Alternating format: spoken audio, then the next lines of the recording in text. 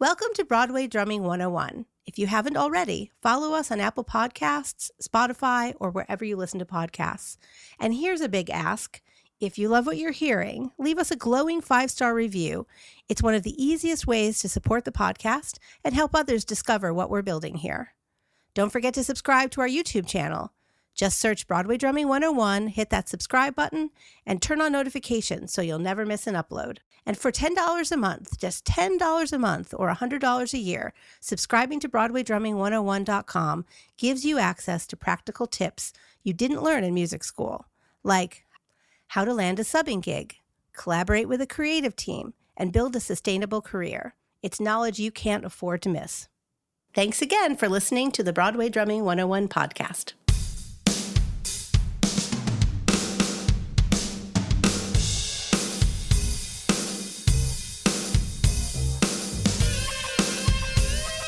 Welcome to Broadway Drumming 101. My guest today is Andrew Atkinson. How are you today? I'm doing great. How are you doing? I'm wonderful. I'm sorry I'm late. You're not late. I don't think I'm late. It's one thing you can't be on a Broadway show is late, because you will not survive. But anyway, Absolutely. first of all, you were born in New York, or you were born in Florida? You were born in New Jersey? Where are you from? From Earth.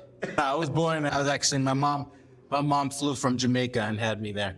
Oh, really? Instant American citizen right there. And then I went back to Jamaica and I grew up there for a while. Wow. Born in Miami. Still have a lot of family out in Jamaica? A bunch of my brothers, cousins, they're all there. My dad stayed there till his last breath. So I have a lot of family there. Between Jamaicans all congregate in the same place. Anyone who's Jamaican who hears this knows exactly the places. Toronto, New York, Miami, England. Wait, why Toronto? It's all the same. People go wherever the work is. Okay. So some family goes there and they say, yo, I have this place, but I heard it's cold, but the work is there. So everyone ends up going there for whatever reasons. That's one of the main drivers. Before we proceed, how long have we known each other? Do you remember? Since 2009. 2009. Look at that. Time flies. Yeah. I think that's when you came in through our mutual friend, Brian Hankins. You That's came right. and watched Memphis the Musical. Is that when you came to New York? Yes, somewhere around that time I came to New York, early 2009, late 2008. Yeah. And you came because of work? I came for a different scenery, coming into the scene and seeing what would happen when I came here. And did you want to play Broadway back then? No, I definitely did not want to play Broadway then. I wanted to play everything else. Wow. Did you hear a lot of Broadway tunes when you were in Jamaica? Not at all. Really? No, I didn't hear any Broadway tunes, really. Everybody in Jamaica listened to country and listened to Bob Marley. Country? And in the 90s, dance hall was big. So Shabba Ranks. Yes. All those people. All the ranks, Nardo ranks. Yeah, exactly. Wait, so country music? Yes, my mom played it every day. Like Johnny Cash country, Hank Williams country? As country as it could get. We had spurs, boots, and lasso. Jamaicans are cowboys, man. Well, my dad was a cow farmer. My mom was a peanut farmer. So the culture is very, very similar. So they loved country. My mom did. My dad listened to ska. So he was jamming to all that all the time and reggae. He saw Bob Marley 30 times live. Were you listening to the same things when you were growing up? And what got you into playing drums?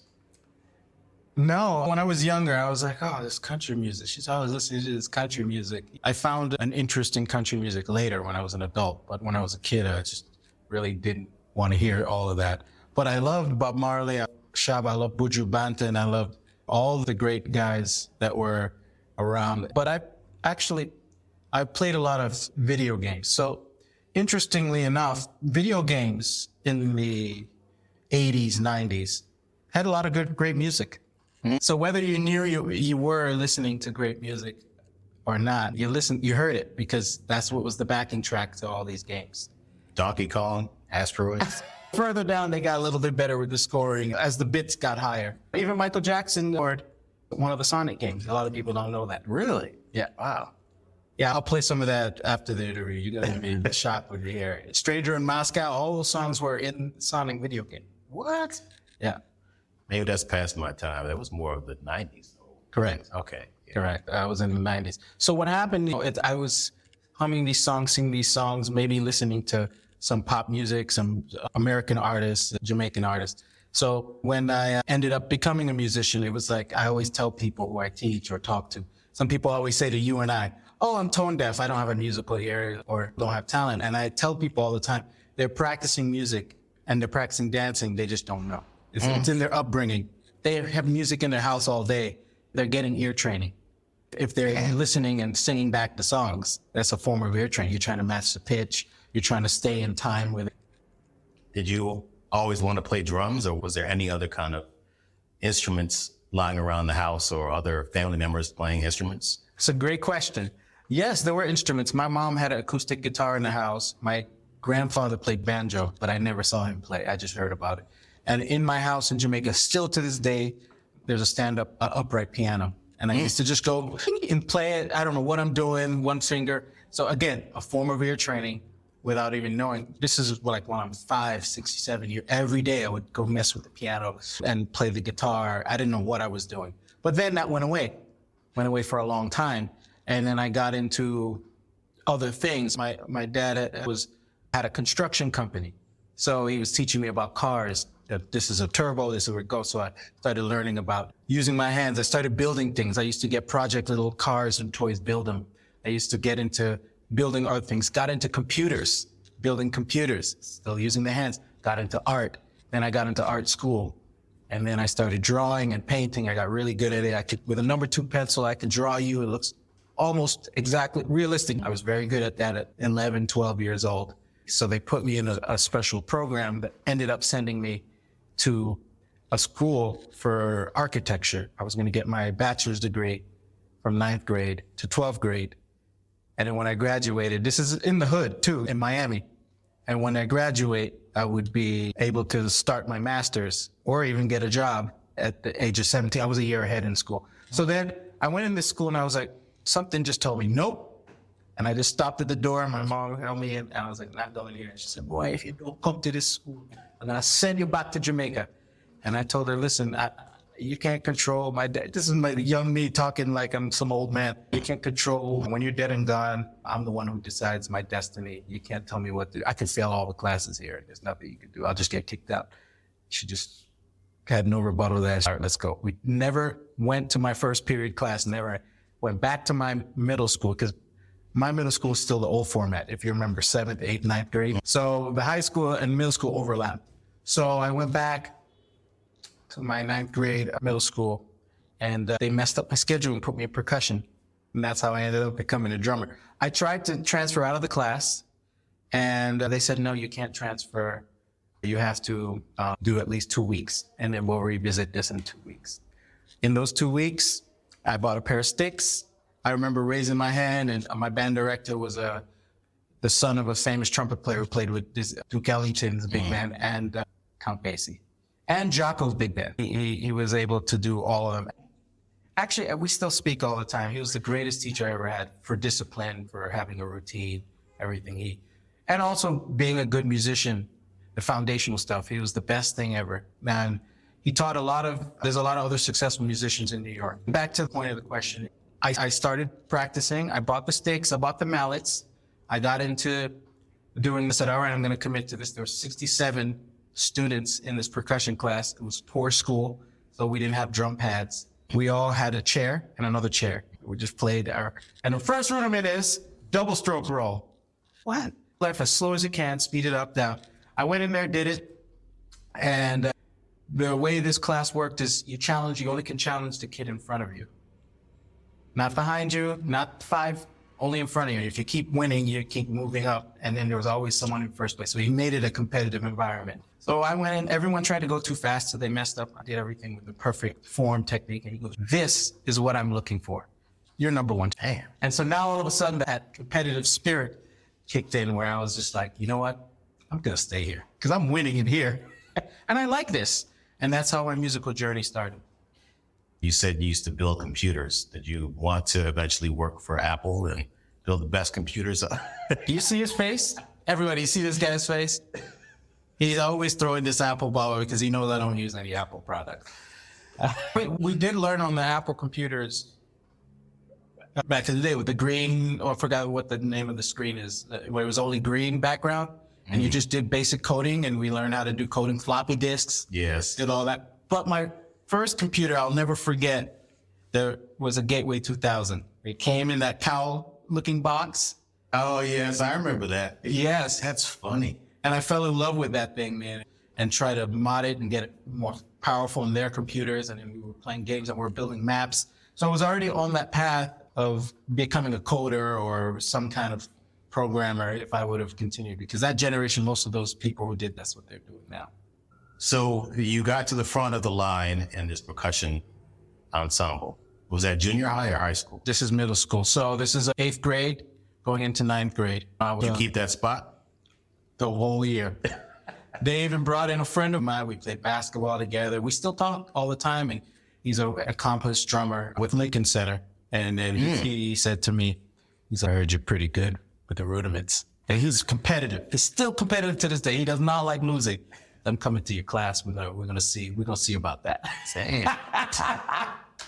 And we did. He's coming. So we went in there. He challenged me on paradiddles, and this is all I did. He played euphonium, bass, already gigging. He was gigging since he was 3, and he was a phenomenal drummer, phenomenal percussionist, musician. But all I did was rudiments at this time, classical, and I just completely embarrassed. He was so pissed about it. But that's all I did. All I did was rudiments. So you were playing snare? Snare, yeah. Started with snare. Moved to trumpet eventually, and I started playing trumpet halfway through the year just to get, which was the greatest thing Mustafa did for me, because it helped me get thinking about not just rhythm, but melody, which helps us drummers. So did you play drum set when you were in that particular situation? Did you learn drum set, or was it pretty much just snare and Timpani, snare, trumpet. But then after that moment when Obed was in that class, Mustafa said, I want you to teach him how to play drum set. So he actually was my first teacher, but he taught me my first beat. It took me 2 hours to learn how to play that beat. I always tell people this, because I tell musicians all the time, don't forget where you came from. What happens is when you hit success, you start to get you start to take things for granted. You start to think you deserve this and that, and you forget the beginning, where you came from, what got us all here, the joy, just the pure joy and happiness, playing your instrument, the vibration, the feeling, everything about it. I always try to remember that. And the first beat was Billie Jean. Oh, yes. That's Full circle. That beat makes a lot of money. That was literally the first beat. And did your parents get you a drum set shortly after that, or did you find other ways to play drum set? Not initially. My mom did not want me making all that noise in the house. Yeah, I hear you. But my dad saw an opportunity for destabilization. I told him I wanted a drum set, and he flew from Jamaica. And we went to Sam Ash, and he bought me a red Pearl Export. What? He sat there and watched me set it up, and then I set it up, and he smiled. He's like, all right. It literally went straight back to the airport and flew back home. Wow. Then my mom came home. She's like, who bought you this? They were cheap, but they sounded decent. Big long toms. Yes. Big floor tom. Yeah. And were you playing along to records? Were you just trying to play anything that you could? Playing the ska, playing the country music? By this point now, I was introduced to, I remember the first song I heard, Night in Tunisia. And I was like, whoa, what is that? I want to do that. I like that. So I was listening to jazz all day. I was obsessed with Art Blakey. Art Blakey was my guy. Art Blakey and Max Roach were the two guys for two different reasons. I can hear the rudiments. I can hear a rudimental Max Roach was, but the dynamics of Art Blakey, he would just be so soft and boom, and it's the groove, and it just makes you want to move. Yeah. I love those two guys initially. So I was listening to them all day with my Sony Walkman. Yeah. For you young people, you used to have to put the cassette, not CD, the cassette in there. And then sometimes it would get messed up and you'd have to use a pencil. Gotta rewind the song. Yeah, exactly. So I was listening to a lot of music, and then I started trying to emulate them. And that's the most important aspect of learning for all musicians or just people in general. There has to be a period of mimicking, right? Where you're just obsessed about every little detail. Now, back in the day before distractions, we were able to live in these worlds. Just put on the record and just sit there quietly with no interruptions and really listen and put yourself in the shoes of the person playing. That's what I used to do. I used to do it with all the instruments, the pianist, the bassist, the drummer, the singer, whatever song. I remember George Michael, You've Gotta Have Faith. I played that song a million times. Didn't know I was listening to a blues at the time, but I just loved the way that song flowed. And it was a New Orleans kind of, and so I would just listen to it all day and try to copy that beat. I'm sure you went through periods of that yourself as well, but that's basically the majority of my learning. It was either building up technique through practicing my roommates or trying to emulate drummers that I was in love with. No, middle school, once my mom and dad split, I spent about, in a weird way, 6 months in Miami, 6 months in Jamaica. My mom basically took me and my dad got to keep the other boys, and she went back to America. So I was doing 6 months with my dad, and then he would put me in an American school in Jamaica. And my accent was going woo, up and down. The food, it was like going back to Jamaica, you're like, oh my goodness, gay. And then you come back here, it's like cardboard. It's just, you're like, what is this? Is not chicken? The chicken, if anyone who's never been to Jamaica, if you ever go there, even just going to KFC, chicken tastes completely different, unrecognizably different. Probably because it's fresh. There was music camps every summer. Yeah, so I know you did some marching band. Did you do drum corps too? I did not march drum corps, but I marched winter drumline, and I taught a lot of drumline. I got actually asked to teach in drum corps at one point because I was in some pretty well-established programs in Florida with people who did teach drum corps. So I did not have an opportunity, but a lot of my friends that I marched with did march a lot of Blue Devils and Boston Crusaders drummers and horn players came out of Miami. People didn't know that in the mid-90s. So I was marching with a lot of these people. Grateful for that period of time. I know that recently you told me that you went to a drum corps thing close to here, or maybe in Pennsylvania. Yes. And I remember back in the day it was DCI. Is it still DCI? It's still DCI. Oh, really? Yeah. And Drum Corps International. Are they the classic drum lines? Are they still around? Oh, yeah. But they've changed a lot. They're using electronics on the field. They're not wearing those uniforms with the shakos. They're wearing leotards, a lot of they're wearing also some of the color. You're like, who is this? They don't follow their colors. They're doing a lot of dancing on the field, a lot of running around, and their drumming is completely different. It's actually quite complex. Wow. The chops are crazy. But what's interesting, and for people who know about the drum corps, this is the last stop before finals in Allentown. That's where I went, where you get to see pretty much the closest that you'll see of where all the shows being completed. It's like they're preparing for finals. What's interesting is that when you get there, you see the camaraderie. I sat next to a guy who marched the cadets, which used to be cadets of Bergen County, New Jersey. And they moved around to other cities once they left New Jersey and before New Jersey, but they just went under. They closed for there's some legal issues. And the guy sitting next to me, he says that he marched cadets 1990 to 1994. And I started talking about the shows, and he goes, yeah, my daughter marched there too. And then this is the thing about what I love about drum corps, the camaraderie. Some of my closest friends that I talk to still to this day are people that I marched with. It's almost like we went to battle together. So we look out for each other. And what drum corps taught me is that to value teamwork, which going into Broadway, going into any musical atmosphere, I think that's when the music wins the most. When the band, when the whole organization, from the sound, the lighting, everyone understands everyone's role and respects everyone's role and works together to get this common goal of putting on a good show. Did you plan on going to a music school after high school? And if so, why? And if not, why not? You know why I'm laughing, right? You know why I'm smiling. Yes, I did plan to go to music school. I did go to music school, and I couldn't stand it. Really? Yeah. Some people could relate to this. You got your classes, like, all right, you go into class and you're sitting there and you're like, why am I doing this again? Math? What am I doing English for? Another essay. I started dropping classes. Just didn't tell nobody, none of my family. I had 15 credits, 12 credits, 7. Wow. And then next thing you know, at the end of the semester, I had just combo 1, wind ensemble, big band. And that happened 3 different semesters. And I was like, this is not for me. And before I did that, before I made that decision to do that, I consulted a lot of older people who I talked to my mentor. I talked to other successful musicians. I seeked out even people like Vinny Colaiuta and started seeing what was their path. And I saw that a lot of musicians succeeded without going to school and without going into all that debt. So all I did was, okay, I asked them, so then what's the best way to navigate? And they gave me great advice on how to meet people, how to continue learning, and how to raise the odds of success. And a lot of that advice was what I use still to this day. So give me some examples of what you learned, meeting people. Now, there's a few things that need to happen. And man, Artur Sandoval said to me, luck is opportunity, means preparation.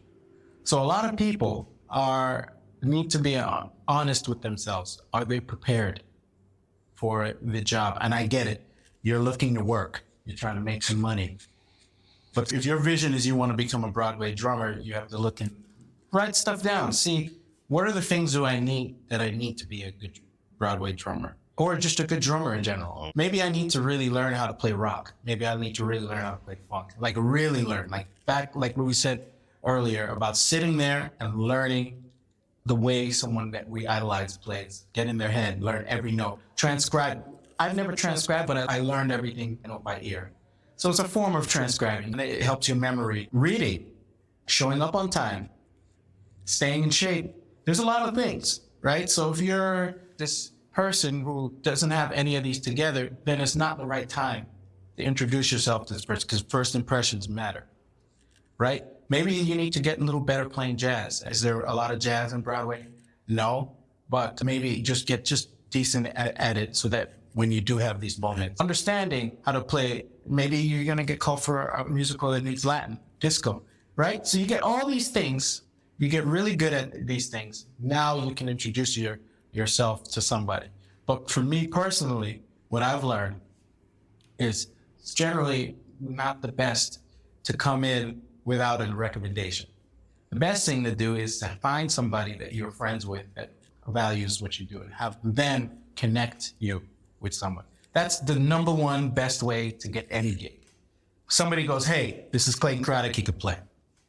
That's it. You coming up, hi, my name's Clayton Craddock. The odds are much lower because the timing needs to be right. Because maybe you already have 5 sets. But if Clayton comes to me and says, hey, look, this is such, and a really good drummer, I'm going to consider them, say, hey, look, somebody leaves, I know someone. Maybe I'll just give them the book and say, hey, learn the book, and changes. Some people do that. So that's the advice that I have, like emailing somebody or emailing everyone with a boilerplate. We can tell when it's boilerplate.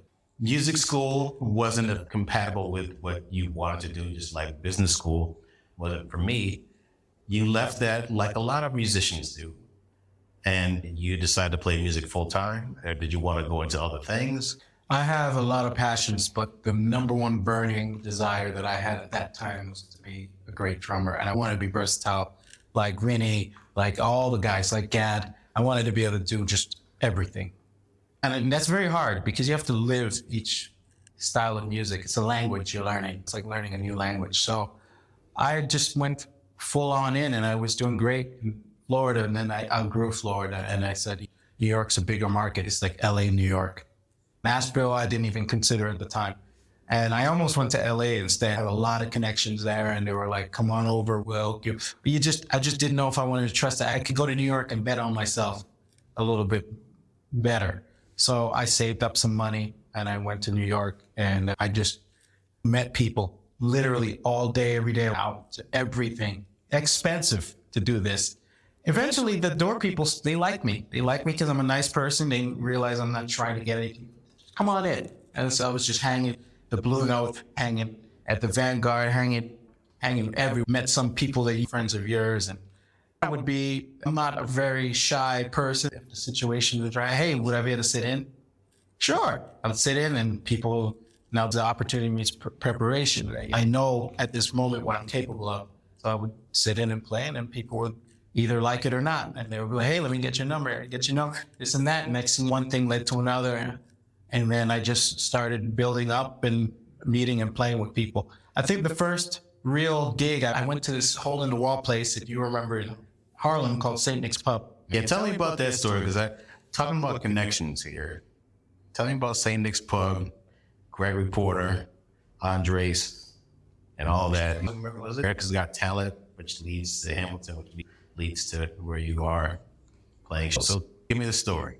So the reason why you're asking that is partially because some people jump straight to Broadway, and I had a roundabout way to get there, which helped me build a lot of skills. But at the time, I was playing mainly jazz. Some of it was really complicated jazz, like the academic jazz, where you're like really hard, which is great for your brain. Some ways I'm not.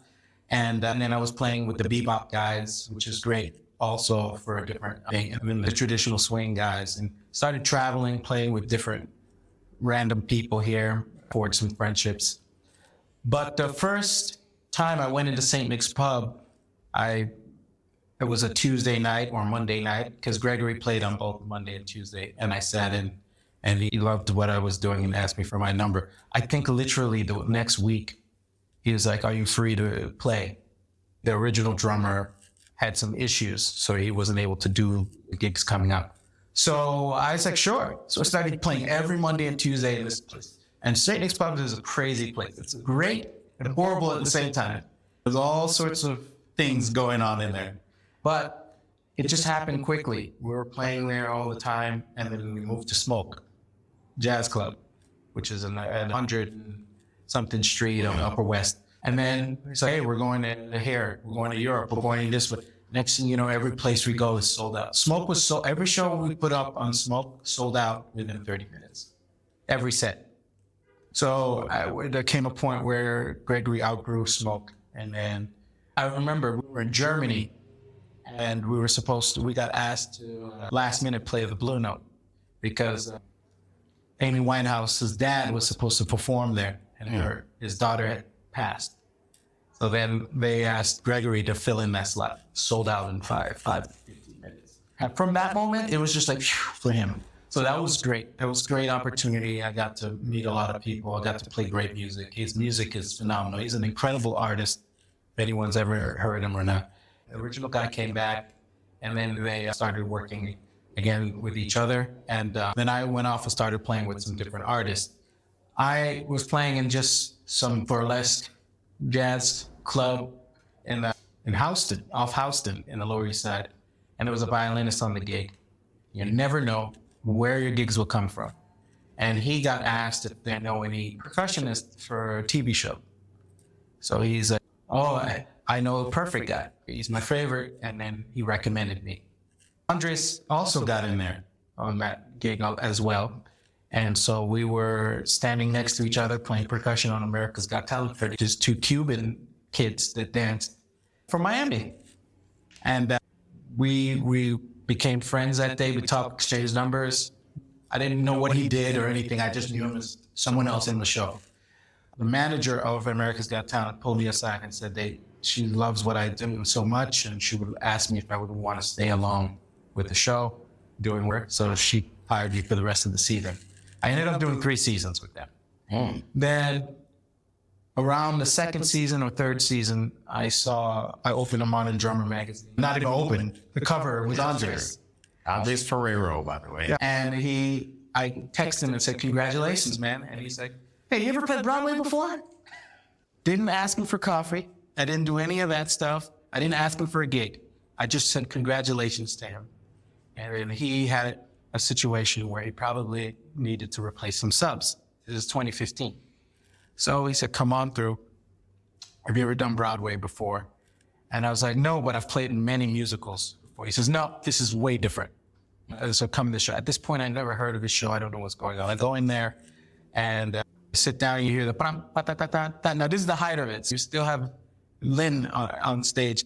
And when he said, my name's Alexander Hamilton, it was just like, the whole place. I was like, what is going on here? And they screamed, the audience must have screamed for 5 minutes before he could say his next line, and the music continued. But that's what it was. It's a new show. It was a big craze, and they were sold out for the next 2 years at that point. That's some crazy advanced ticket sales, by the way. Yeah, he's like, if you want to do the show, let me know. After I checked out, sure, I'll do it. And I learned the book in 2 weeks. And then I told him I was ready, and he says, okay. And then eventually Some time went by. Eventually, he called me. I went in and played, and I did a great job. The conductor came in and told me at intermission, this is the best he's ever heard anyone come in and play a show, which is a great compliment as Broadway. It's nerve-wracking to be a sub. And I remember he said to me, "Oh, were you nervous? Are you nervous?" And I said, "No, I don't get nervous. I get prepared."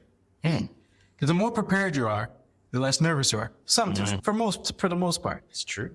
So I simulated the whole thing. I set the drum set up at my house. So wait, there are 5 snare drums. It's funny, Hugh on the latest interview, when I interviewed him, he said he did a clinic and he did some Hamilton songs, and people looked at the drum set. They're like, "Oh my God, such a big drum set." He's like, "It's a 5-piece drum set with 4 other snare drums." So it is big, but that's essentially what it is. With the SPD, but he took the SPD out and put the BTs everywhere, little triggers, so he didn't.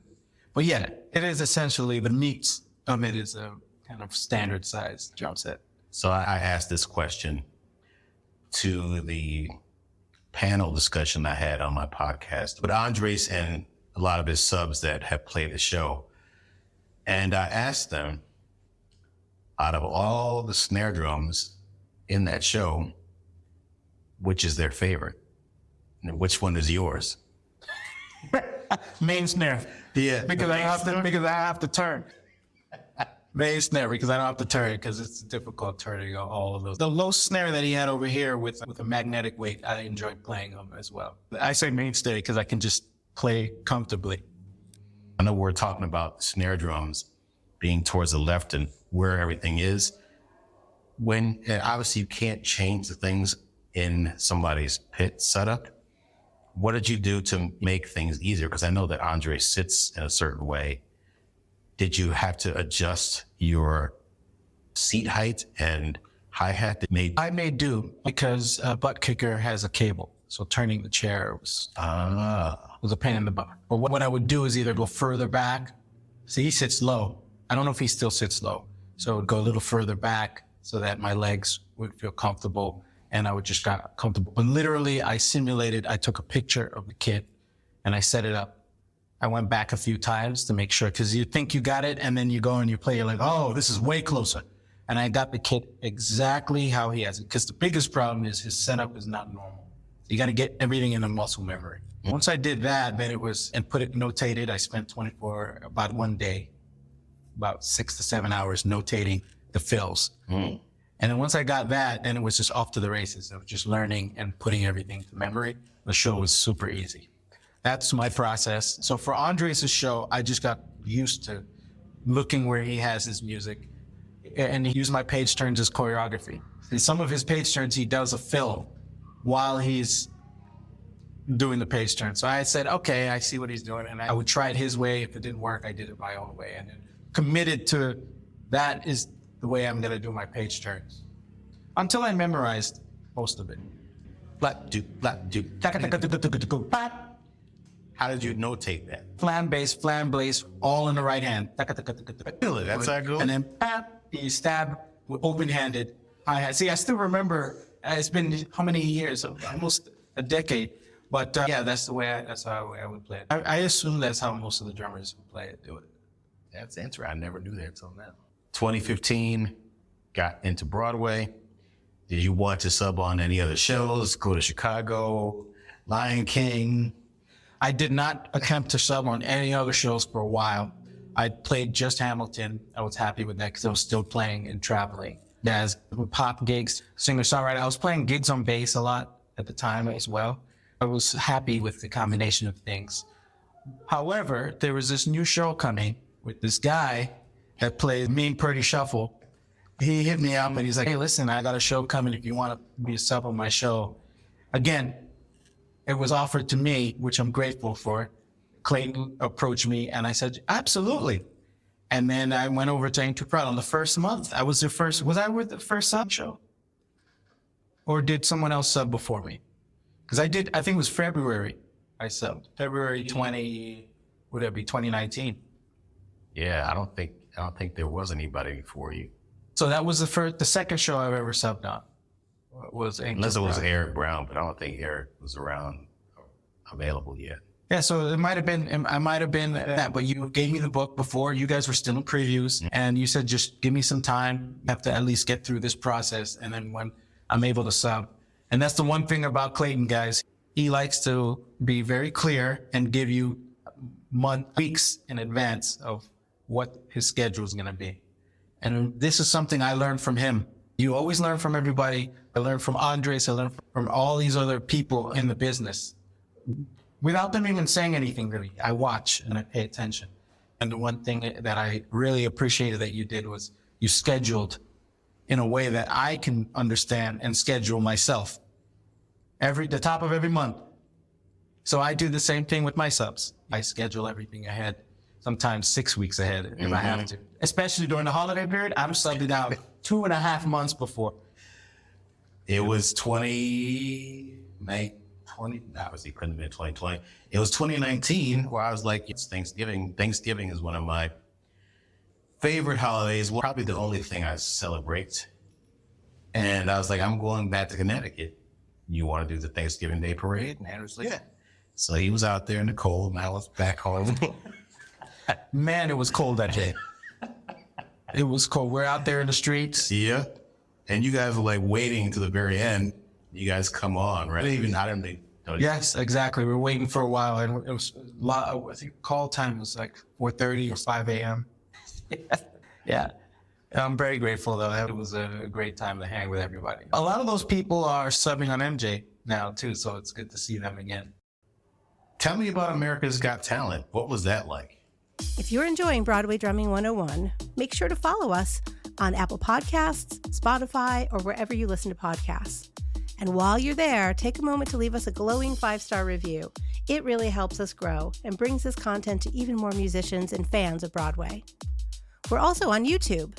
Head over to our channel, search for Broadway Drumming 101, hit subscribe, and don't forget to click the bell icon for notifications. You'll get access to even more incredible videos designed to inspire and educate. As a valued subscriber, you'll enjoy early access and a discount to Broadway Bound and Beyond, a musician's guide to building a theater career, coming soon from our imprint, Syncopated Publishing. It's our way of saying thank you. When you subscribe to our site at BroadwayDrumming101.com, you'll get exclusive behind-the-scenes videos that take you into the Broadway pits to see how the magic is really made. It's all there for just $10 a month or $100 a year. Don't miss out. Tell me about America's Got Talent. What was that like? The most organized machine I've ever been a part of. Holy smokes. They have something for everything there. Somebody's career job is bathroom manager. And there's people who are hallway managers just for a specific hallway. Their job is to make sure that you make it to this hallway at this time. They know everyone who needs to be crossing, their feet should be crossing here, and they're all on CBs, and they have everything. They knew my setup perfectly. You would go there, sit down, and it's like, yeah, this is the heights that I set the last season. And they, hello, Mr. Atkinson, they have the tape, they remembered everything so that they spent time the first time, and then they had everything either written down somewhere where I've never seen this level of organization. Wow. And then when you're in the green room, the show runs without commercials, but on TV they run with commercials. So they have a green room manager, they have a hallway manager, they have stage left, stage right manager. They make sure that nobody is in the wrong place so that if someone's on stage with a pre-roll and then they're walking in the hallway and then the camera catches them, it would look weird. So they have to make sure that, so when a commercial would happen, they were like, you need to leave the room. And then everybody leaves, boom, everything's super organized. Another thing I appreciate about America's Got Talent is the musical manager. She's the most OCD organized. She's one of the best in the business. And she does not tolerate anything. There's no strikes. It's a no strikes rule. So anyone she hires, because she needs all sorts of things. I need an orchestra for this. I need a drummer for a band for this. You show up 1 minute late, you don't see that person the next week. Damn. She didn't even say anything to you. She was just like, okay. Gone. And what that did was it created an environment of you're around other people who are as organized or more organized than you. And so it was a very refreshing thing to be around. Because usually in all businesses you deal with some form of dysfunction. And then you go on stage and there's Nick Cannon with his ridiculously expensive shoes. He's checking social media of what people are saying, what he just did. And you go on stage, you do your thing, and you have to memorize all the music. No charts on stage. Tell musicians this all the time when they do gigs. Just memorize the music. It's not fun watching people staring at a piece of paper when you're on stage. I understand there are times where you can't, but presentation matters. We're entertainers at the end of the day. There's a lot of things from the show that I learned about presentation. They are the best at it. That's why they're the #1 summer show. It's not by accident. Simon knows what he's doing. Even after that, they'll be like, oh, you don't need to hang, walk through the house and go home. Get home, turn on the TV, and the show will still be running. So you get paid well, and you don't have to sit around all day. And it's organized. So it was a great thing. Now, Howard Stern quit the show, and he was the only reason why it was in New York. He said that I will do the show, but I'm not going to California. So they brought the whole thing here, put it in Radio City for this guy. And then after 4 years, he decided he was done. And so when that was happening, they moved back to California. So I had a decision to make because they offered me the next season, but not any other aspects, lodging, transportation. So I made a decision because at that time I was subbing a lot on shows. And I was like, everything I do is here. So I'm just going to stay here. It was a great 3 seasons. Next. How much of Hamilton did you memorize? Hamilton is like 2 Ain't Too Prouds in terms of book size. So really? I probably memorized 40% of it. Okay. The book, I used to say 51 numbers. And it's not 51 numbers. They cut a bunch in the middle. But let's just call it 45 numbers. That's a lot. How many numbers is Ain't Too Proud? 20? 25. 25. That's more standard. So yeah, because that show is just banger after banger. There's not much acting in the show. So that one I didn't really memorize the whole thing. I memorized Ain't Too Proud. That was one thing I noticed about you. You never had music on your stand. And I was like, hey, there's somebody else who likes to memorize stuff. I talked to you about it. He's like, yeah, I don't like looking at the book. I want to play the music. And if you guys don't know, I'm gassing up Clayton here. This guy, I've never heard anyone play to a click like this guy. He's a machine. Hamilton, Ain't Too Proud. You played with any jazz artists? Can you just name a few? A little run with Randy Brecker, that was a lot of fun. Gregory Porter. Fellow Molyneux, he's the steel panist who played with Jaco Pastorius. I did that for about 5 years. And I got to meet everyone in the Jaco tree. They all are adjacent, they come around to say hello to him. And sometimes they come to the gig. Some of the Zawinul people, they came through there, if you know those names. So those are some jazz names. Noe? Oh yeah, so I was Noe, of course. We spoke today, actually. Oh, really? Yeah, he told me to give him a call, so when we're done here, I'll probably call and catch up with him. And again, great friend. Before we're on stage, we're friends. We actually go on and eat sometimes and talk about life because we literally rarely ever talk about music. Most of my friends, that's how it is. You and I as well. That's true. We talk about life because music and life, they're connected. The only time we talk about music is when I have my top 10 list and I have Madonna instead of Bob Marley. Yeah, that's right. I dropped you as a friend. It's like delete contact. I literally pressing the button. Who was the most demanding as artist you work with? Or I should say any kind of artist that you work with and why? Demanding? I don't know. Thinking off the top of my head, every different job is demanding in a different way. Some people love to practice. Some people love to rehearse. Some people love to create, spend hours. Some people just love to rock the boat. If they feel like they're losing control in the situation, they start throwing stuff. If there was somebody that was demanding, what was their thing that made you say, man, you want to get to that level? Like demanding to a level where not really annoying or piss you off, but something that made you say, man, they really kicked my ass. I need to do this to get up to that level. Was there anybody like that? Yeah, there's some people like that. You can tell you there's some conductors, I have to tell you, that don't make many mistakes. And they just never come in low energy. There's some people who come into rehearsals, artists that I've worked with, some big artists, they just never have low energy. And they're never, when I mean that, they're always positive. And they don't make a lot of mistakes. I see these people and I'm like, how is that possible? We're all human. we all have off days. You wake up and your mind is not right. You can't remember anything. Just look at those people in awe, like, how do you do that? And a lot of it is they have discipline in their diet, in their health, in their sleep routine, in everything they do. And it translates in efficiency. Now they have less things that are going to pull their attention or their energy from whatever they have to do. So I look at those people that are like that and I really admire and try to emulate that myself. So you got the call to be a drummer for MJ. Did you have to audition for that? Sure. They selected a group of people they thought and were recommended. Thank you to the previous working at Hamilton. Ree's production reached out to them and they recommended only me. So that was very nice. And so your production also recommended me too. So that is partially how I ended up with my name in the bucket. I went in there and I did whatever I needed to do. I didn't really need to prepare much because opportunity means preparation. I played this music my whole life. Not just played it for fun, like played it with as close as the original guy, learned how he did it. And so just went in there and played the parts and changed. I didn't even follow the book. I looked at this and I was like, this is not right. I'm going to do it the way I think it is. If they hate it, then it's not for me. Went in there and did what I did. And they told me that after I played, which was nice. Supervisor didn't have to tell me this, but he told me, he's like, you played, everything else was a formality.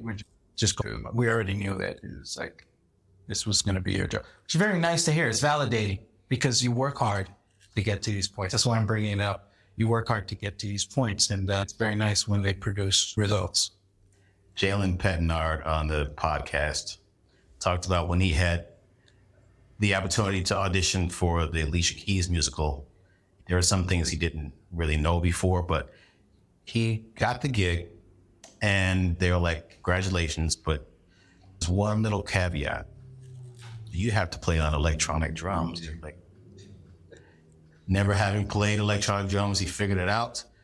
What was it like for you knowing that was going to be the case? Obviously you played them before, but it's a whole different beast. Let's go back to 2020. Initially, I was told one thing and then something else transpired, which was basically we were going to be on stage for part of the show and we're going to play electronic drums. And then I was going to be in a booth and play my actual drums. So they made a decision, and this happens all the time in all sorts of industries. On America's Got Talent, they changed things on the fly, even right up before filming. It was just, I can show you my email chain. It was like 150 deep for one song for the week. That's how many changes would happen. We're doing it here. We're doing it. I'll send you track, this and that. Just understanding that is, as musicians, we get thrown these curveballs all the time, and we're problem solvers. Drummers are the greatest. I will say this: drummers are the greatest problem solvers on the planet. I think we have to solve problems at an unusually high clip, and nobody ever thanks us. Very rarely. It's a very thankless job. But what happens is we become good at problem solving other things. So what happened in this situation is once they decided that we were in lockdown before I knew that this change was happening. So I got the electronic drums they had already, and I told them this is junk. And they threw it out, and they said, whatever you want to do next, we'll do it. So I created a whole new system, solved the problem. I researched and got this company, and then a cymbal company that never existed. I talked to the owner. He said they're like real cymbals, but they're electronic. I have piezo's underneath. And we ended up using 2 modules. I wanted to actually use a laptop, but they didn't want to have too many points of failure. So they want to stay with the box. So Pro Mimic, Roland TD50. We have those 2 things going on. And then when we went into theater, it basically said to me, hey, we've made a decision. My drums are sitting in the lobby, ready to go in the booth. It's just like, we've decided we're going to just go full electronic. I'm like, okay, that's news. So when I heard that, of course, people like us who are fans of vibration, of course, there's a little disappointment or a lot of disappointment. But then you go, okay, I'm in this situation. How do I make lemonade with lemons? So I reprogrammed the drums. Took me hundreds of hours. I custom built the whole thing. make it work for MJ, because the sounds in there were not the right sounds. And even the sounds that I came, they're not even as good as how a real drum, but they did the job. And I was able to basically use my studio, mix and EQ and record maybe 80% of the sounds that are on the drums there and match it as close as I could to my sonars, recording all of the sonar drums. And at that time, you weren't able really even to do a lot. I had to talk to the Pro people that allowed me to unlock the Pro Mimic so I could upload my own WAV files and do all that. Because every drum has multiple WAV files. So you have to record soft, medium, get all the things. It took me hours. But what happened is it created a usable product. And some people even say that it sounds really good. My drummer ears and acoustic ears, I'm like, yeah, it's okay. But I'm still proud of what I was able to achieve. What do you have on the stage? I have a Drum Tech shells, which is basically sonar shells, and field cymbals at the top. They're real cymbals that are emulating electronic cymbals. And then ride and the hi-hat are Roland digital. They're connected to the Roland. Actually, the ride is still a field ride. So it's a kind of a mix of a bunch of things. Field Electronics? Is that... Field Electronics, yes. Okay. Cymbal company that does only electronics. And what kind of bass drum pedal do you have? I started with the Pearl, and then I moved from the Pearl to the DW machine one. It's very expensive, just like buying it. It's way more expensive than buying my Pearl Export bag. I mean, I can buy 3 Pearl Exports. The pedal is fully customizable. It's DW's most expensive pedal. They made it out of one piece of metal. It's really light, but I could get it to rebound the way I needed it off a fake head. Took me some time, but it's called a DW machine. I think the double pedals, like $1,400. Damn. That's right. It's expensive. Do you use different kinds of sticks? Yes, I use the 5A Extremes. Okay. And they're longer. They have a bigger beater. And the shaft that doesn't chip much. You can go almost a whole year off one pair of sticks. Wow. Half a year. And they trigger, because of the weight and the length of them, they trigger a lot easier. And I just told all my subs, you can just use those. I'll sit it right on the snare drum. If you don't want to use them, again, this is my thing. I don't really like using outside cymbals. People bring their dirty tips and they start playing and they start marking everything up. So I just tell them, just use these or use clean sticks. Yes. Is the show mostly on click? The show is 90% on click. There's only 1-2 moments in one thing you do completely off click, and then 2 other moments where the click turns off near the end. When you got the show, you had the music, you knew the songs. How much of the show is more authentically MJ and the Jackson 5, and how much of it is Broadway? Is it like 50-50, or is it 75 real and 25% you stop and you're like, hey, Michael, where are you going? That type of, you got to have the dialogue. Tell me how much Broadway it is and how much reality. I would say 60-40. 60, because the source material is very strong. And then the choreography is not how Michael would. It's interpreted very different. There's a mix of ballet, there's a mix of pop and lock. There's all sorts of things happening on stage.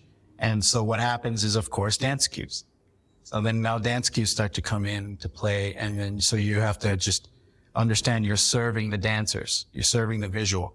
But mostly it feels like you're playing a gig with a click track. Okay. With some Broadwayisms. I call it Broadwayisms out for sure. But that makes it enjoyable, makes it doable. My subs all say, they're like, yeah, this is easy to learn because it feels like I'm doing it. They all have experience doing big shows. Half of my subs that are on it. So they're like, yeah, it feels closer to that in their wheelhouse. So I'd say 60-40, which is a big mix. Usually it would be like 80% Broadway, 20%. Yeah. There's some fills that you do that I was like, it's another thing, I can't play like Andrew. But some of the stuff you do is just amazing. I'm like, how did you do that fill? And do your subs transcribe those fills? And do you know if they do them exactly like you do? Because you're not there, but. Word on the street. They've all played it for me. So yes, they all do it to the best of their ability. Or some of them, they're like, man, this one took me like a month or not. It's just because it's just my way of doing things. And once they got the mind frame, then it was easy. Because another thing I learned from both you and Andres and other Broadway drummers is when you're writing a book, you should write the book with the subs in mind. Don't want to, and also with the fact that you're going to do 416 shows in a year in mind. Too. So I recycle a lot of fills. So you learn some of them. Once you learn that one, then I can say this is the same fill, except it's just slightly different here. This is that. There's like a lot of recycling. You recycled it so many times, it became almost a theme of Ain't Too Proud. So it's the same thing I did with MJ. I recycled 5 or 6 fills throughout the show. I think there's one in Thriller that's just... Yeah, that happens only once. I just tell them to play whatever 6-tuplet they want. But some of them are like, nope, I want to do it exactly this way. And then they learned it, and then they ask a lot of questions because they couldn't figure out what was going on there. And once I told them that, oh, it's easy. It's way easier than it sounds. It just sounds extravagant. Okay.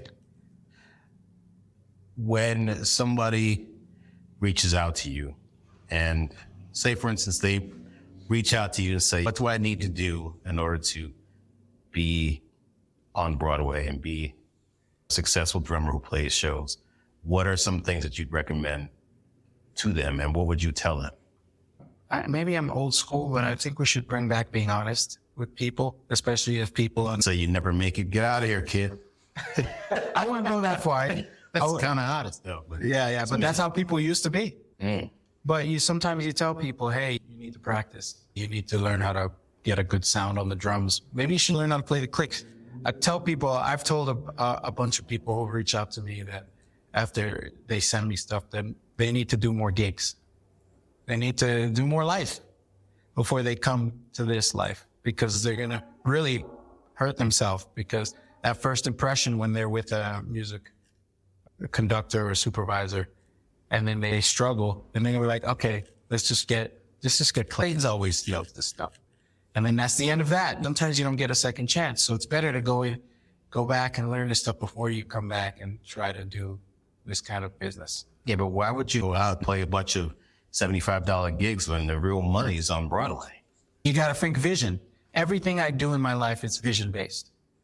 I don't think what's right in front of me. If I do want to do Broadway, then I have to think, what are the steps do I need to take to ensure that Broadway is going to... So the steps are, I'll send you an email and you'll say, yes, I'm going to have you sub for me. And then you sub and then you get a job and you win. You win. You're laughing because you already know. I know what you're doing.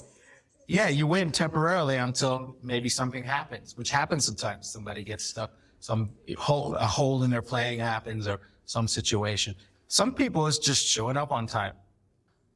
That's an easy one, but you got to practice. Setting the alarm, getting there. I'm an hour before the showtime guy. Some people are 30 minutes. Some people live on the edge because something might happen on that way in for an hour, and I've come close, like the whole hour day. 47 minutes got eaten up. And I walk in, nobody even knows the chaos that just happened. You walk in, they're like, hey, Andrew. Hey, I'm here. We've all been there. What I do is, for some musicians, it's just not the right fit. Sometimes it's just that simple, because we all have different skill sets. Sometimes it's just not the right fit.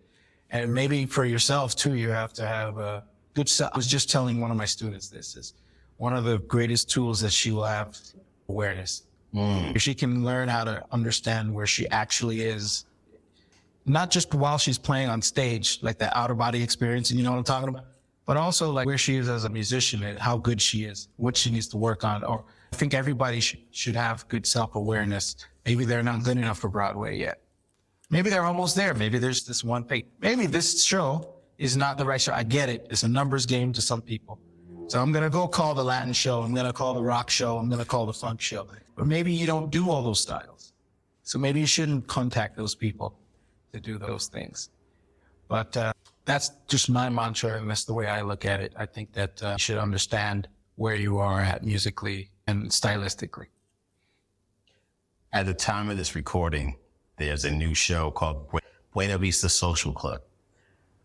Out of all the musics that are out there, Afro-Cuban's probably my least one of my favorites to listen to, but actually playing it, I wouldn't really want to be caught on stage with any of those musicians because they're such high-level musicians and they know that style in and out. So for me to say to Javier, hey man, can I sub for you?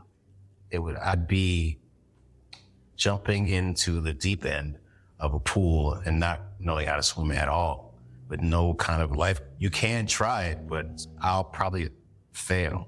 So knowing, what you said, self-aware? Self-awareness. I think that's a great quote, because being aware of your limitations and your capabilities is really important. So just wanted to add on to that. Yeah, and when you're self-aware, it also creates confidence, because then once you start to improve and get really good at the things that you are now aware that you're weak on, and then now you feel like you're strong in them, nobody's going to rattle that ship when they start to say things. You're like, wow, what are you talking about? I already know. I've been recording myself for years, and it sounds great. I've actually also had other people listen to this without them knowing it's me. They tell me, give critique. I've done a lot of these things to help myself grow as a musician and as a person also. I do it in every aspect of my life. I'm always trying to improve. Speaking of recording, years ago, did you say you had a recording contract, or you? This is true. I forgot we didn't mention this. I was in a punk band. Now we're talking. Yeah, I was in a punk band, and we were actually, I was living in Jamaica for a while with my dad for about a year. This punk band saw me with my cousin. We had a reggae rock band, and their drummer had got kicked out for whatever reason. It just didn't work, and then they were like, "We want this guy who used to play the cousin." So they were looking for me everywhere. They couldn't. Did this guy die? It was just some family stuff. Mom didn't want me doing music, so she kicked me out of the house. So I lived on the streets for a while to get where I wanted to be. So they called. They got my mom's number from my cousin. She gave them my dad's number, and you have to understand, I haven't heard an American for a while. All I hear is patois, which is the language of Jamaica. Thick Jamaican bush accent. So like my dad, the phone rings and he said, "Yo, somebody on the phone for you." I picked up and I hear, "Hey man." It's just so jarring. And they're like, "Come back to America, man. We just got signed with No Limit Records." And so what had happened is that they played at the Hard Rock Casino in Miami. The Bayside, the Hard Rock restaurant had a concert hall. Master P went in there just to have dinner. And he said, "What the heck is going on in here?" Sold out concert. Actually, we had to turn away half of the people that were there. And so he saw an opportunity, so he signed us. So we were doing these concerts. Master P would come on stage and rap with us. And he'd have his son do all kinds of communication with us in some ghetto ways that made me laugh. And let's have a meeting on AOL, Instant Messenger. Wow. But I got to do all these Warped Tours. I got to open up with this band called the Scatolites. I got to open up for James Brown. I got to play in front of 80,000 people. We were on our way. MTV wanted to do a music video with us. There was another band at the time. And it's interesting because doing the drum corps type stuff, the winter drum line, all that stuff was one form of teamwork. This is another form of teamwork. Now, the jazz in me was doing different fills every time. And the singer would turn around and say, What is that? I said, "What do you mean?" He said, "That's not what you played last time." And I was like, "Oh, to them, that's really jazzy. To me, I think I'm rocking out." I was like, "Okay, I have to create a product and do this product every night." The audience, I noticed the fans started playing the fills out loud. They knew the drum fills. And it taught me this thing of getting prepared for Broadway without even knowing it. Decades earlier, it was 2000, around this time. To do incredible things. We played in front of 80,000 people. We had a whole audience singing the music. Unfortunately, we broke up. There was two bands coming out of South Florida that were blowing up. We were much bigger than the other one. So it was interesting to see what happened to the other band. It was called Newfound Glory. I remember them. I'm sitting there and I'm watching MTV and it's like number 5 on the charts. And then here comes we used to call them the jumpers. They jumped a lot. And I was like, look at that. That's good for them. Because sometimes that's all we need to do. Just keep going, working hard towards it. So unfortunately, we broke up. Funny enough, I'm still friends with all the people in the band. The singer of the band ended up becoming like a Hollywood director. Okay. Worked on a bunch of films. And now he's getting back into songwriting. He moved to Nashville now. And he's trying to get into producing some hits as a singer that way. So we still stay in touch and I talk to the bass player from time to time. and then the other band. So that was a great experience because it really taught me another form of teamwork. And that was great. I'll never forget that experience. One of the things I try to emphasize is experience and how that's really one of your best teachers. If you didn't have the experience of playing in that band, playing with Gregory Porter, playing jazz and when to play fills and what not to play fills in a punk band and playing different styles of music and growing up and listening to Michael Jackson and Jacksons and Playing in the church. playing in church, I think I just find it interesting how people want to go to high school, go to music school, come to New York, and then play Broadway. Let me ask you a question. Sorry for cutting you off. Does any schools teach you how to play Broadway music? Is there any schools that teach you how to do like the styles of music that you need, or what are they teaching in the schools now? Are they teaching just how to play in a big band? Maybe Berkeley has a bunch of different types of programs, but you don't have to do them all. You choose which one you want to do.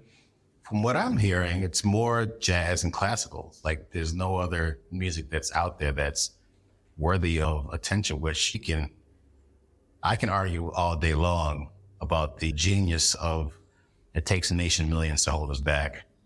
And you talked about the beginning of Art Blakey, but I would even go back even further and talk about where he got stuff from. As far as the groove is concerned, his deep pocket didn't come from jazz necessarily.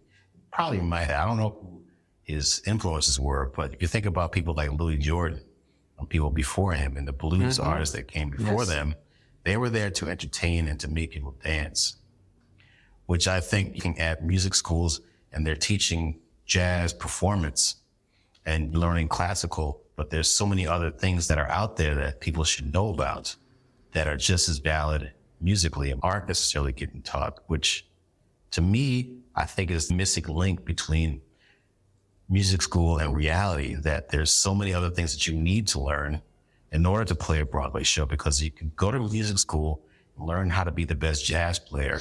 But when you get to play on Broadway, even playing all the shows that are out there now, there's so many different other kinds of music that encompass that show other than just jazz. So I think there's things that are missing. Maybe I'm just... I have to agree with you. I think there's another aspect that's missing as well, and it's constructive criticism. And now what people think are constructive criticism now is not really, it's PC. And constructive criticism is not always nice. How many times were you on a gig with some street musicians? Maybe they've never stepped foot in college, because college is a fairly new thing if you think about it. It started in your generation, maybe half of the musicians, maybe a quarter were at college, and now it's the majority now. But how many times have you been on a gig with a street musician, the school of the streets, and you're playing and you think you're crushing, and they turn around and they go, "Hey man, what are you doing? Come on, man, put your foot in." Hey, and so what happens is it creates this environment of, man, I don't want to get yelled at. I'm tired of getting yelled at. And they're not yelling at you because they want to see you fail. They're yelling at you because they want the music to succeed. The music is the most important thing. And when I say the music's important thing, because maybe the street musician, whatever, you're in a disco band, you're in a funk band, rock band, you're in a pop gig, you're in a jazz gig, people were more in tune with the audience. That was their main MO. If the butts, I used to be told, man, when you put that bass drum and people's butt shake, you keep going. And when you play it all soft and I can't say certain words here, and they would say their words, playing like that, it's not going to happen. You need to give me some. And that's where I learned how to play with a little bit more oomph and attitude. There's an attitude because of that. And that's what I used to always be told. You're the drummer. You have to have that certain type of attitude when you play. It's not a cocky thing. It's a strength. Yes. It comes from a form. Whatever you do, it makes everybody else around you feel safe or supported. Secure. Now, you know, how many times people say, "Oh, he's solid." Yeah. That's the thing we're talking, solid, what it needs. I'm noticing now, because everything in school is very polite. It's playing more polite, and maybe music's evolving into something, I don't know, but I just know that if you go back, and you and I do this, we go back and listen to music even just 20 years ago, and you hear the bands, and it's jarring now. You're like, whoa, because every instrument was like that. When I first heard Dennis Chambers, when I was young, I literally changed my world. How the hell I didn't know you could do that on the drums. Same thing with Vinny. I want to be these guys. Dennis, I copy a lot of Dennis note for note. A lot of people did. He changed. But when I was younger, I was focusing on his fills. But if you really watch him, that guy is about the groove. I went back and was listening to the P-Funk stuff, and holy smokes, he's like a freight train. Like a freight train of funk. Of course, he was younger, he's athletic, the way he's doing it. That was his special skill. That just the way that he was just able to lay that snare and that bass drum down and the hi-hat work and pace the scent. As drummers or storytellers, and this is the thing I noticed some street guys would say, and this is another thing. I work for Broadway too. Broadway's a story. You're telling a story. So if you're playing or saying a bunch of big things, then it loses its effect when the biggest moment of a show comes. So you were talking about this thing in Thriller. That's the biggest moment in the show. Yeah, so everything else is happening in the show. I knew that I needed to keep it full and pace my way. That when you get to Thriller, finally you open up a little, and then everyone's like, whoa. Because it's not just me, the whole band is opening up. So then now it gives this feeling that we're at the peak. And then everything else, you're cruising out in the end because you don't want to hit them over the head too much. And these are what these guys used to think about all the time. They weren't thinking about this feel, this, that. They were just thinking about the audience. This is thinking of being an entertainer or how to entertain through storytelling. And I think a lot of these things are very important to pay attention to. And you don't learn these things unless you play gigs. Back to the thing you're saying, there's no fast tracking coming out of college straight to Broadway. You can do it. Some people are talented. They can do it. But what's going to happen is somewhere down the road, you're going to be like, man, if you're self-aware enough, you're like, man, there's a lot of things musically I'm lacking. And if you really want to succeed in Broadway to the point where you get your own show, I think the best path is to be playing gigs. May not know it. I told a student, I would go, have you ever watched Karate Kid? And they're like, no. So go watch that. Because the wax on, wax off, like, why have I been doing this? Don't worry. It'll pay off in the end. Build the foundation up, and then you'll eat for a long time. Yeah, so I really think that, again, you and I talk about the economics of things. It's really like Broadway is it makes sense that people try to get a Broadway gig right away. What I'm saying, I don't think it takes as long as people think. Going out to New York and playing gigs, it'll start snowballing, and you start just learning quickly. So that's the thing. It's an exchange. Everything in life is an exchange. I tell everybody this, even when you're having a conversation. They're taking something from you, and you're taking something from them, and you're giving something back. The reason why we're doing what we do is number one reason for me is to give the audience some form of emotional response. The gratification, whether it's crying, laughing, or clapping, and joy, it's so gratifying when you can see it and you can feel it. And you can lock eyes with the person in the front row and they're looking at you like, oh my gosh. It's a very gratifying feeling. And that's why I always say thank you. I say thank you to myself, to the universe, because this is a very unique position to be in. It's a very powerful instrument and a very powerful position to be able to, it's like a healing, like it's also healing to the audience. And we're almost like sound healers. We play on stage. And I really appreciate that. When you're in the booth, you're disconnected from that essential reason why I know music. Because it really starts at school. Your first audience is your peers and your band director, and you're doing that for 12 years. And after that, it's 12 years if you start at first grade. Doing it for a long time, then you go to college and you're doing it in front of a big band. Maybe you do a few concerts here and there. So a lot of people really don't get their first real experience until maybe 15 years in, where they're playing in front of a big crowd. So but that's really the goal. That's the goal. No matter what size, it could be 100 people, could be 80,000 people. It's a very gratifying feeling, and I never take it for granted. I'm always grateful when I'm able to do that. I asked one of the bass players on the show, I said, hey man, the last time you played a gig when everyone was dancing? He thought about it. He said, it's been a while. He goes, that's the most fun I ever have. I said, exactly. It's an exchange. When you play and everyone's dancing, having a good time. We're not talking about weddings, by the way. We're talking about concerts. Discos, concerts, whatever. Weddings do have that too, but it is the best feeling. Maybe it's a get off my lawn type of thing. Maybe we're older, we're like, off my lawn. New kids today grow up putting everything out on Instagram and on TikTok. They're in their room and they're playing MJ covers. I'm going to play Thriller from the MJ musical, not Thriller from the song or from the Jackson's Victory Tour. They played that. But I'm playing in my room and I'm putting it out there and I'm getting likes. And then I'm going to go onto Broadway, which is basically like in their room. I'm going to post what I just did and getting likes. As opposed to being on stage in front of 80,000 people. They don't care about that. They care about getting the likes and being liked. Do you think they're missing out, or do you think that it's just the way it is now? It is a little bit of that's the way it is, the changing of the times. But also, ignorance is bliss. I think if they were given a choice, they got to experience both, they would pick the latter, which is being on stage in front of an audience, the lights hitting you, the people clapping, knowing all the words to a song that you're doing. There's nothing amazing. My drum teacher played the Bee Gees. And when they would play those hits, man, audience would be singing all the words. You can't even hear Barry get, like, it's a very special experience that only certain people who've done it understand. Like, this is not to be replaced. That's why some of these get off my lawn older guys, I just saw a thing with Vinny and he's just talking about, why is there a camera in my face all the time? I'm burping and farting everywhere and you're chasing with a camera.